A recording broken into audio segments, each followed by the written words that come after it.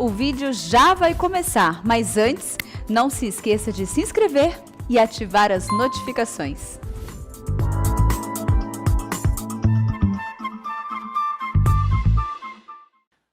Eu convido você para abrir então sua Bíblia comigo, por favor, no livro de Gênesis, capítulo 50.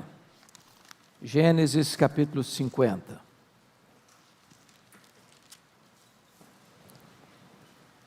Nós leremos todo este capítulo.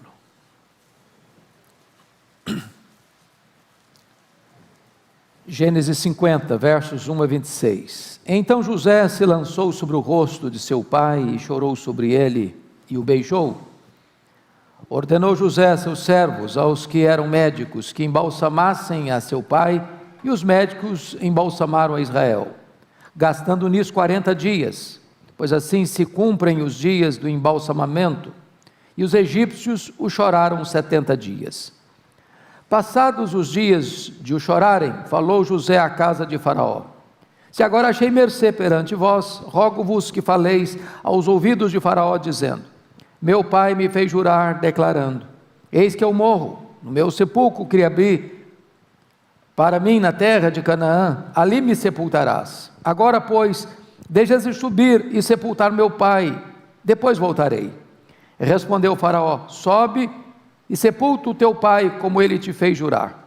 José subiu para sepultar o seu pai, e subiram com ele todos os oficiais de Faraó, os principais da sua casa e todos os principais da terra do Egito, como também toda a casa de José e seus irmãos e a casa de seu pai.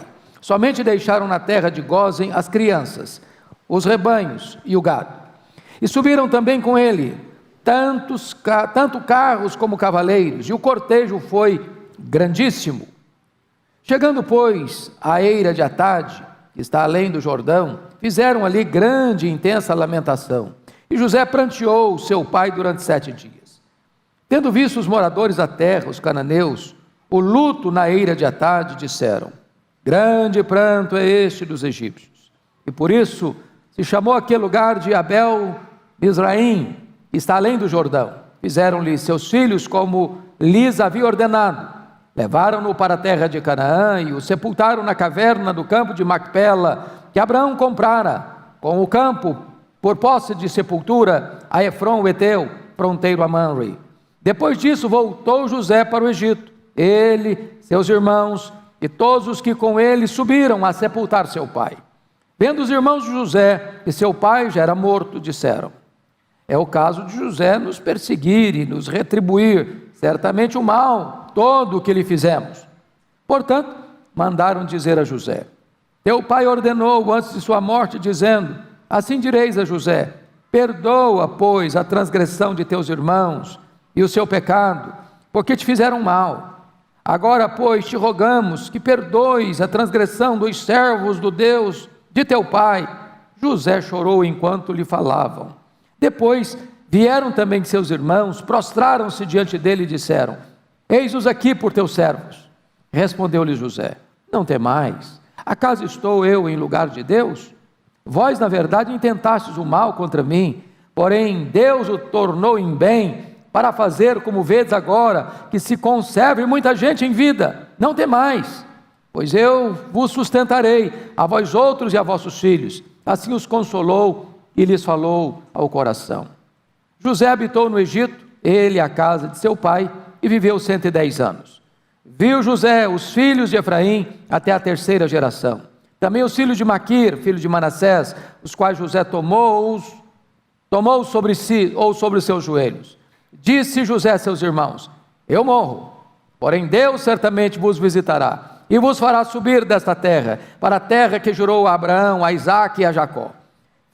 José fez jurar os filhos de Israel, dizendo: certamente Deus vos visitará, e fareis transportar os meus ossos daqui. Morreu José, da idade de 110 anos, embalsamaram-no e o puseram num caixão no Egito. Eu quero conversar com vocês hoje, nesta manhã, sobre o tema luto, graça e glória. O livro de Gênesis começa com a criação do universo e termina com um caixão no Egito. O texto lido termina com 2 funerais: o funeral de Jacó e o funeral de José. O funeral de Jacó foi como o funeral de um grande estadista, com um cortejo fúnebre, com grande pompa, com muita riqueza, com muita ostentação até, do Egito a Canaã, um percurso de mais de 400 quilômetros, com carros, carruagens, os principais oficiais do Egito, os nobres do Egito e toda a família que acompanhou aquele féretro. Porém, o cortejo fúnebre de José não aconteceu.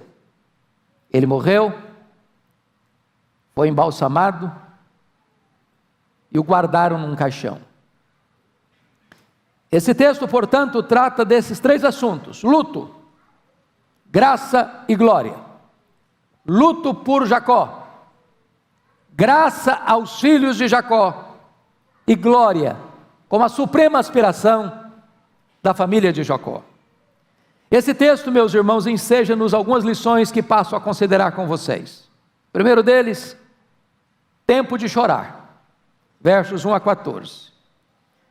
Chama a atenção de vocês que no capítulo 49,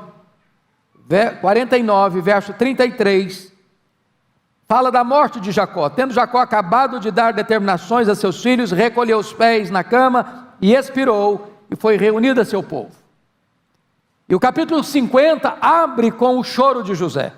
Não consta aqui que os irmãos de José tivessem chorado pela morte de Jacó. É bem provável que tenham. Mas quis Moisés destacar o amor de José pelo seu pai. E está escrito então, no verso 1: então José se lançou sobre o rosto de seu pai e chorou sobre ele e o beijou. Eu fico impressionado com isso, porque esta é a 6ª vez que nós vemos José chorando, aqui em Gênesis. E ele vai chorar mais 2 vezes. Ele vai chorar lá na eira de Atade, quando houve aquele momento mais íntimo com a família, antes do sepultamento do pai. E ele vai chorar quando os seus irmãos, depois de 17 anos, ainda não tinham tomado posse do perdão que ele tinha demonstrado a eles. Digno de nota é o fato que funeral não é festa. Funeral é lugar de choro. Mesmo gente crente chora no funeral. Não é hora de celebração, nem de alegria, é hora de lágrima, não de desespero. Não, nós não choramos de desespero, mas choramos sim. Choramos de saudade, choramos de amor, choramos por esta breve separação. Segundo lugar, vejam vocês o embalsamamento de Jacó nos versos 2 e 3. E é curioso que José dá ordens aos médicos, e é a primeira vez que a palavra médicos aparece na Bíblia, é aqui. E o Egito tinha uma arte, ou uma perícia, uma ciência muito refinada na área de embalsamamento. Tanto é, você visita até hoje as pirâmides do Egito, onde os faraós eram embalsamados e colocados ali, naquele túmulo tão pomposo. E então eles dedicam 40 dias nesse processo do embalsamamento de Jacó. E diz a Escritura que o seu funeral, ou melhor, os egípcios choraram por ele, no versículo 3, 70 dias. Os egípcios não eram o seu povo, mas Jacó foi recebido no Egito como uma grande autoridade. Ele abençoa o próprio faraó, e quem abençoa é maior que o abençoado. Então essa era a perspectiva, e os egípcios choram por ele durante 70 dias. Terceiro lugar, a permissão de Faraó para subir a Canaã, versículos 4 a 6. Talvez você questione, mas por que o José, que era primeiro-ministro do Faraó, era governador do Egito, não vai a Faraó e pede para que Faraó lhe dê essa oportunidade? Porque dentro da cultura da época, José estava de luto, e em luto não se visitava o rei. Então, cumprindo os protocolos da cultura do Egito, o José não vai diretamente ao faraó, mas manda os seus emissários, e faraó então determina que ele cumpra o que tinha prometido ao seu pai. Seu pai havia dito: olha, quando eu morrer, não me sepultem aqui, me sepultem lá em Canaã. E José e os seus irmãos juraram isso. E agora Faraó está dando esta licença para José fazer isso. E ao mesmo tempo organizando uma comitiva de honra, formado dos altos funcionários da corte, uma grande escolta militar. O cortejo fúnebre vai ter as pompas de um ministro de Estado. E eu chamo a sua atenção para o fato descrito aí, por gentileza, veja comigo, no versículo 7, José subiu para sepultar o seu pai, e subiram com ele todos os oficiais de Faraó, os principais da sua casa, todos os principais da terra do Egito, como também toda a casa de José, seus irmãos, a casa de seu pai. Somente deixaram para trás, na terra de Cós, as crianças, os rebanhos e o gado. E o versículo 9 vai dizer que o cortejo foi grandíssimo, pompa enorme no funeral de Jacó. Então esse cortejo tem toda essa pompa, e peço que vocês observem um detalhe: essa comitiva toda, com carros, com carruagens, com oficiais, com nobres, com família, não é da casa até o cemitério próximo, não. São 400 quilômetros, atravessando o deserto do Sinai, mergulhando no deserto do Saara, para chegar à terra prometida. Então eles passam pelo Saara, passam pelo deserto do Sinai, até chegar a Canaã, para fazerem o sepultamento de Jacó. Agora notem vocês a lamentação nos versos 10 e 11. Chegando, pois, à eira de Atade, está além do Jordão, fizeram ali grande e intensa lamentação. E eu chamo a sua atenção para o fato que ali aconteceu de fato o velório dele. Foi ali na eira de Atade que aconteceu o velório. E José pranteou seu pai mais 7 dias. Nós não temos tanta lamentação assim nos nossos funerais hoje, você está percebendo, né? Lá no Egito choraram por ele 70 dias. Depois tem um cortejo que vai demorar alguns dias. Depois chegam nesse local mais 7 dias de pranto e de lamento, a ponto de, no verso 11, os moradores da terra, os cananeus, olharem, verem, escutarem aquele alarido todo e mudar o nome do local. Tamanha foi a lamentação no sepultamento de Jacó. Mas os versos 12 e 13, notem vocês que o sepultamento na caverna de Macpela vai acontecer dentro dos limites mais restritos da família. Fizeram-lhe seus filhos como lhes havia ordenado. Verso 12. Verso 13, levaram-no para a terra de Canaã e o sepultaram na caverna do campo de Macpela, que Abraão comprara com o campo por posse de sepultura a Efron, o Eteu, fronteira Mamre. Então, ele morre, ele é embalsamado, os egípcios choram por ele 70 dias, ao grande cortejo, há ali um momento do choro tão elevado, e ali, restritamente a família, o seu sepultamento. Não há na Bíblia nenhuma cerimônia, nenhum funeral com tanta pompa quanto o funeral de Jacó, o patriarca, o pai das 12 tribos. Segundo ponto que eu quero chamar a atenção dos irmãos, é tempo de parar de chorar. Olha comigo o versículo 14 agora. Depois disso voltou José para o Egito, ele, seus irmãos e todos os que com ele subiram a sepultar o seu pai. Vamos olhar um pouquinho aqui, irmãos, isso é tão importante. Quando um crente morre, é hora de choro mesmo. Não é hora de celebração, é hora de choro. Mas o luto tem tempo para começar e para encerrar. Há muitos que não conseguem terminar o luto. Há muitos que na hora não conseguem chorar e depois trancam o choro. E começa a vazar por dentro. Notem vocês que a Bíblia diz que tem tempo de chorar e tempo de parar de chorar. E quando eles fizeram toda essa cerimônia, eles retornam para o Egito. Diz o texto, voltou José para o Egito, ele, os seus irmãos e todos os com ele estavam. Então, o que o texto está querendo dizer? Tem hora do choro e tem hora de voltar à vida, voltar à rotina, voltar ao trabalho, voltar às atividades. Eu preciso enfatizar isso. A melhor maneira de você honrar a memória de quem morreu é depois de chorar o luto, voltar à vida e cuidar dos que estão vivos.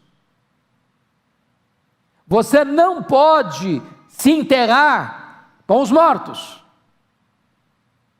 emocionalmente, espiritualmente. É isso que José está nos ensinando aqui. Terceira lição do texto: é tempo de parar de se culpar. Versos 15 a 21, por favor. Olhem vocês, que quando eles retornam, os irmãos de José ficam completamente alarmados, pensando: o José só nos tratou bem enquanto o papai estava vivo. Agora que o papai morreu, nós não temos mais um intercessor, nós não temos mais um protetor, e José é o governador dessa terra, e ele vai nos punir o mal que fizemos a ele. Eles não tiveram coragem de ir a José, mandaram emissários, dizendo: olha, o papai, antes de morrer, nos mandou que você perdoasse a nós o mal que nós fizemos. E diz a Bíblia que o José, ao escutar esses emissários, chora muito. Por quê? Por quê? Porque tinha 17 anos. Lembrem isso. O Jacó foi para o Egito com 130 anos. O Jacó morreu com 147 anos. Esses irmãos já estão debaixo do cuidado de José há 17 anos. José deu a eles a melhor terra, a terra de Gósen. José os sustentou. José arranjou trabalho para eles, para cuidar dos rebanhos do faraó. José tinha demonstrado durante 17 anos o seu amor aos seus irmãos, e eles ainda estão com a consciência atormentada pela culpa. Quantas vezes, meus irmãos, nós somos do mesmo jeito? A gente não consegue sepultar o passado no passado. Era necessário arranjar um outro caixão no Egito, um caixão para sepultar os problemas mal resolvidos dos irmãos de José. Quanto crente que ainda hoje vive atormentado, achicoteado pela culpa, erros do passado, pecados do passado, que Deus já perdoou, que o sangue de Jesus já lavou, e a pessoa ainda está atormentando a si mesma. Tome posse do perdão, tome posse da graça, liberte-se dessas amarras. Se Deus já lançou os seus pecados nas profundezas do mar, se Deus já lançou os seus pecados para trás das suas costas, se Deus já lançou os seus pecados nas profundezas do mar, não os traga mais de volta para chicotear a sua consciência e a sua alma. Liberte-se disso, tome posse do perdão. É tempo de parar de se culpar. Irmãos, a culpa é atormentadora. É um carrasco da consciência.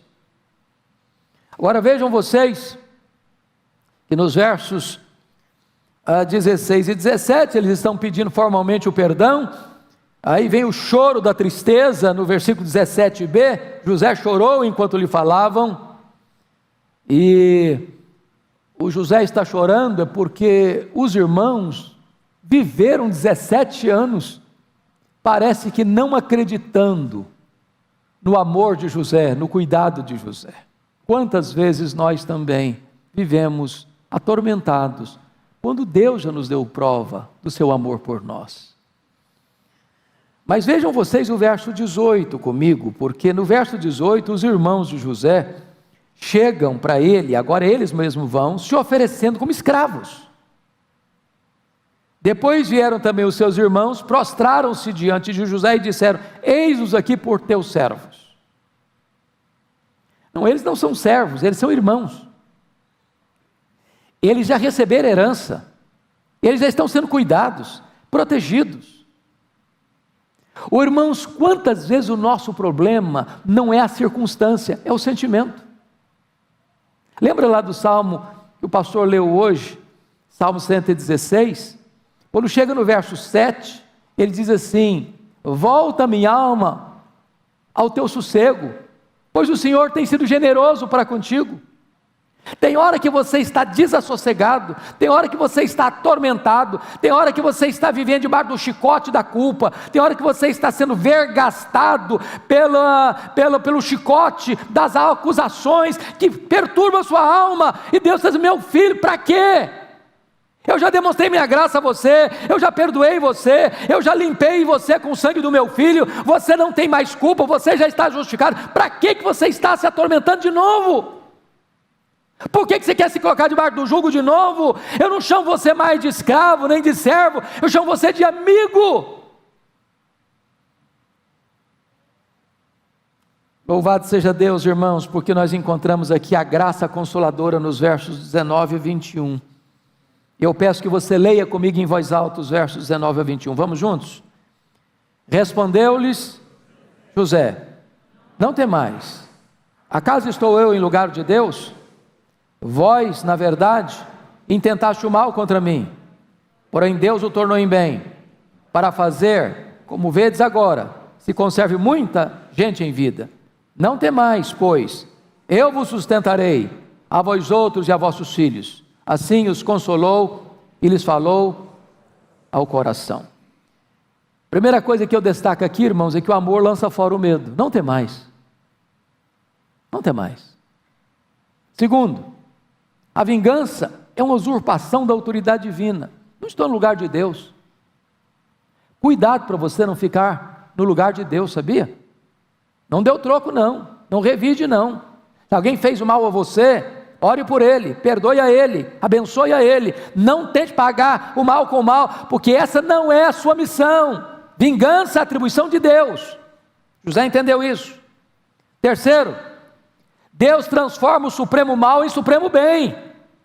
Entenda isso. Quem governa a sua vida é Deus, quem está no trono é Deus. Mesmo que as pessoas intentem o mal contra você, Deus é poderoso para reverter isso e transformar esse mal em bem para a sua vida e até para quem fez o mal para você. Deus é soberano. Quarto lugar, o amor sempre excede. Versículo 21a diz: não temais, pois eu vos sustentarei, a vós outros e a vossos filhos. Olha aí, os irmãos fizeram mal para ele, ele abençoou os irmãos e abençoou os filhos dos irmãos. É graça sobre graça, louvado seja Deus. O amor perdoador é o amor que traz verdadeiro consolo. O verso 21b diz que assim os consolou e lhes falou ao coração. Bom, mas vamos à quinta verdade desse texto. É tempo de celebrar a família. Versículos 22 e 23, meus irmãos, trata da família de José. Olha comigo. Habitou José no Egito, ele e a casa de seu pai, viveu 110 anos. Viu José os filhos de Efraim até a terceira geração, e viu também os filhos de Maquir, filho de Manassés, os quais José tomou sobre os seus joelhos. Pergunta para vocês, para melhorar o entendimento. Quantos anos tinha José quando ele levou sua família para o Egito?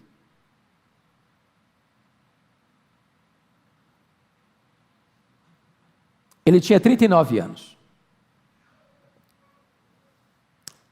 Ele tinha 17 quando foi. Passaram-se 22 anos. Então 17 com 22, 39. Seu pai conviveu com eles mais 17 anos. Quantos anos tinha José quando o pai dele morreu? 56 anos. Se ele morreu com 110, quantos anos mais o José viveu depois de ter sepultado seu pai? 54 anos. Então preste atenção que depois que o Jacó morreu, o José ainda viveu quase a metade do tempo que já tinha vivido até então. Tempo suficiente para ele ver seus netos e seus bisnetos. Está celebrando a vida, está celebrando a família. A Bíblia não dá mais destaque ao seu reinado, ao seu governo, às suas façanhas, às suas obras, às suas intervenções no grande império egípcio, dá destaque à sua família. Sabe por quê? Família importa. Família é importante. Família está no centro da agenda de Deus. Família está no centro da agenda da igreja. É hora de celebrar a família, é hora de curtir os filhos, é hora de curtir os netos, é hora de curtir os bisnetos, porque Deus se importa com família. Mas ainda, irmãos, notem comigo. Quinto lugar, tempo de morrer. Veja, por favor, o versículo 24. Disse José a seus irmãos: eu morro. Quero destacar o fato, meus amados irmãos, de que a idade depois do dilúvio foi encurtando, né? Você percebeu, Abraão viveu 175 anos, o Isaac viveu 180 anos, o Jacó viveu 147 anos, o José viveu 110 anos, parece que vai diminuindo. Mas a morte chega, e chega para todos. Chega para o pobre, chega para o rico. Chega para o camarada que não tem saneamento básico, e chega para o cara que mora no palácio, no maior conforto e com as melhores proteções. Mora para o cara que tem que ir para o SUS enfrentar a fila de madrugada para fazer uma consulta, e mora para o cara que tem médico contratado só para cuidar dele. A morte chega para o cara que ganha salário mínimo, e para o cara que é multibilionário. A morte chega para o pai, a morte chega para o filho, a morte chega para o neto. Ao homem está ordenado morrer. A sentença de Deus é clara, e o homem que foi feito pó, volte ao pó. A não ser que Jesus volte, todos nós morreremos até lá. A não ser que Ele volte na nossa geração, nós morreremos. Não tem como contornar isso. José disse: eu morro, e você precisa estar preparado para esse momento. Mas em último lugar, sexto e último lugar, tempo de esperar a volta para a terra prometida. Veja comigo o versículo 24, na profecia sobre o Êxodo. Disse José a seus irmãos: eu morro, porém Deus certamente vos visitará e vos fará subir desta terra para a terra que jurou dar a Abraão, a Isaque e a Jacó. Vejam vocês, amados irmãos, que quando José morre, ele não morre sem esperança. Ele não morre como que descendo uma ladeira. Ele não morre como que caminhando para um ocaso sombrio. Ao morrer, ele diz: eu morro. Mas a promessa de Deus não morre.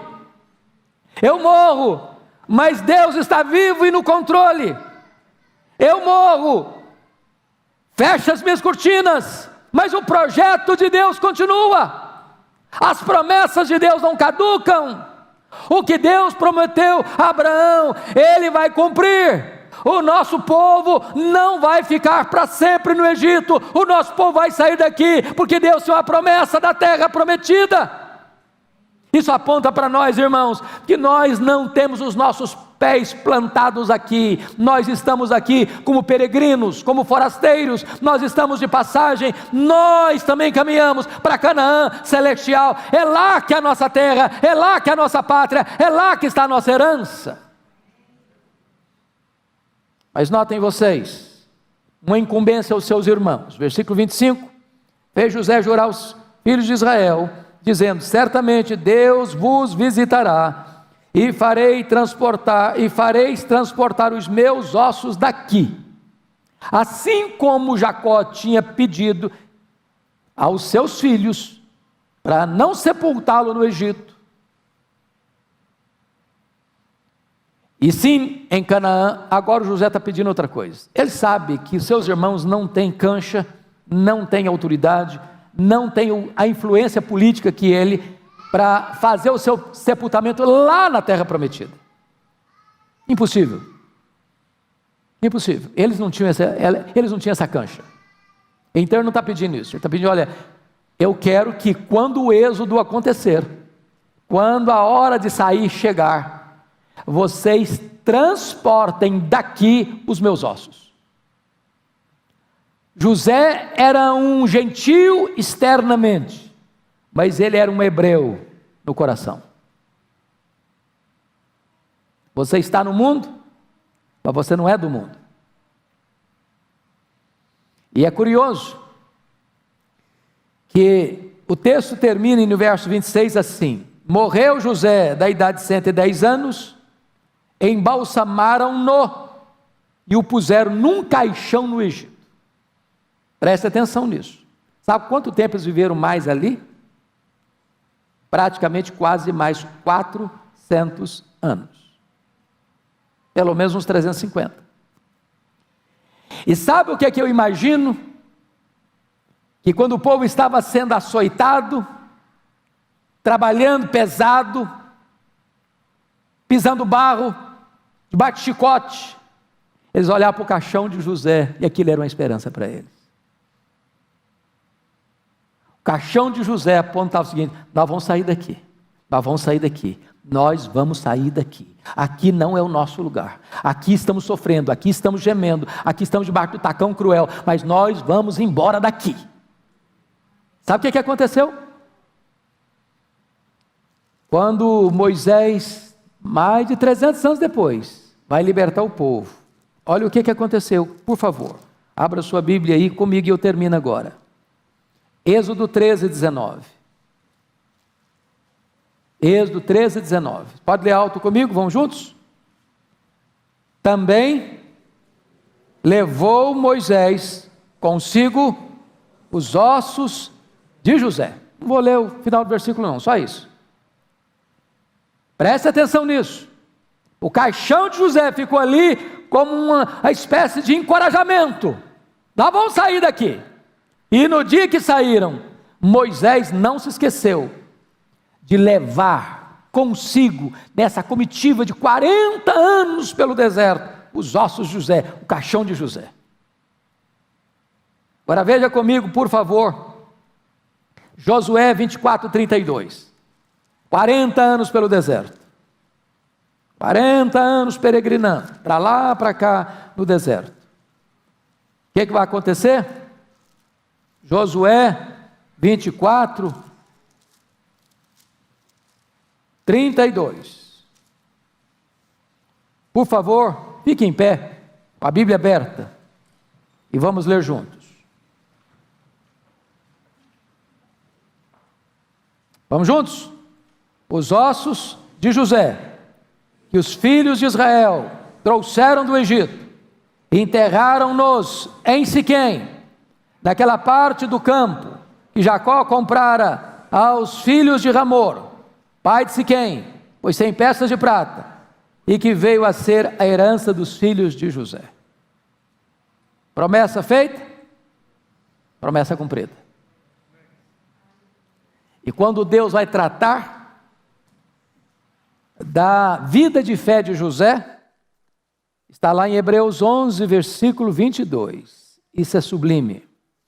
Hebreus 11, 22, está escrito: pela fé, José, próximo do seu fim, fez menção do êxodo dos filhos de Israel, bem como deu ordens quanto aos seus próprios ossos. Ele morre, mas não morre a esperança no seu coração. Esse é o crente. Como já foi dito aqui nesse culto, se vivemos, para o Senhor vivemos. Se morremos, para o Senhor morremos. A Ele toda a glória. Amém.